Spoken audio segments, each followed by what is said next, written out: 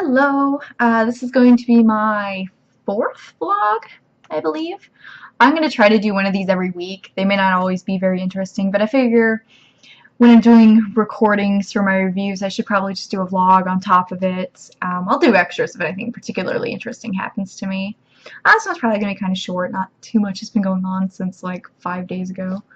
So I finished reading Storm of Swords and The One. Now I've read this before, so like, you know, it's kind of just reading my book for fun, but this one is new. It came out on May 6th, and I've been waiting for it for a year. I read the first and second one within like a week, and then of course I read on the website, it's not coming out for another year. I've been waiting for this for so long. And I begged my fiance, like, honey, can I please get this? And, you know, he's like, okay, fine. And I read it in 3 hours, and it was really, really good. So I was really happy with this book. And, of course, I love this book. I was very happy with this. Surprisingly, this only took me a week to read. Typically, with the really large books, it'll take me a couple of weeks because it's hard to get through. When I first read the 5th book of this, it took me a couple months. I mean, I would read it on and off because it was just huge. And also that book is super heavy because I have it in hardcover. But yeah, this is definitely the best one. And I think that's why it only took me a week to read it. Now I'm moving on to A Feast for Crows, which even though it's smaller, because it's both smaller in amount of pages and the font's bigger, so there's not nearly as much information in it as the previous book.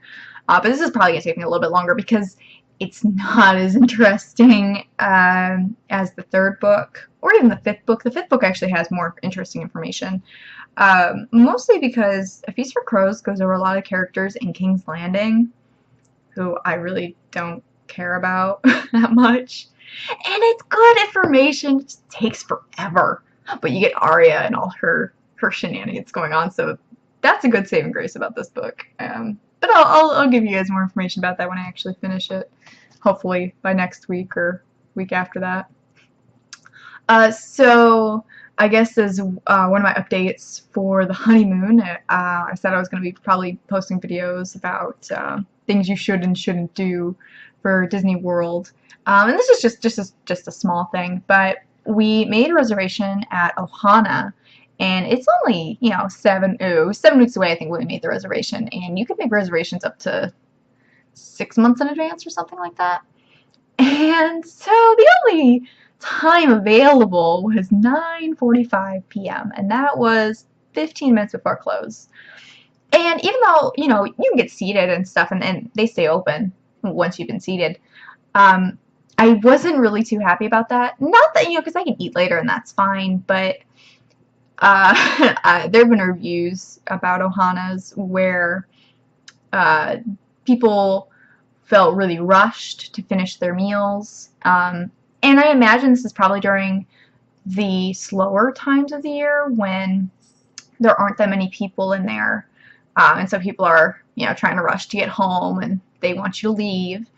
But also that the food wasn't as good because the meat has gotten drier. The food isn't as fresh because it is the end of the evening. So I was really hoping we could find another reservation, and we did. The next day, we got a 7:50 reservation on one of the days they were there, and that's a much better time. You know, again, it's a little bit later than I guess in normal dinner time, but we're gonna be doing so much stuff that it's not really gonna matter. So advice. 2-part advice. If you really, really, really, really want to go somewhere, make a reservation as far in advance as you can. Number 2, if you find a reservation time that you don't like, or you can't find reservations at all, keep checking back, because what happens is you have to make a $10 hold on your credit card to save your reservation time. And you have to either cancel your reservation or show up to your reservation in order to get the $10 back. So a lot of people will cancel their reservations because they realize, oh, our plans have changed, or maybe we found a different reservation or want to go somewhere else. And so those times will release. And so just check back every day or even every few hours if you want to on their website, so you can reserve that.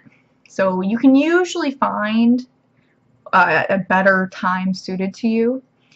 Now, in order to get seated, apparently, I'm doing my research about this, you have to make sure your whole party is there within, I think, 10 minutes of your reservation time. Otherwise, your reservation can be forfeited.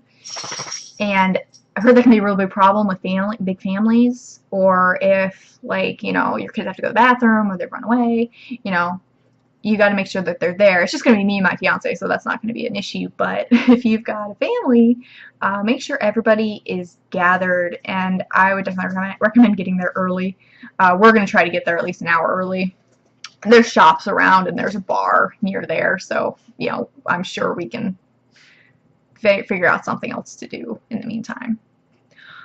But yeah, other than that, the weather's been terrible here.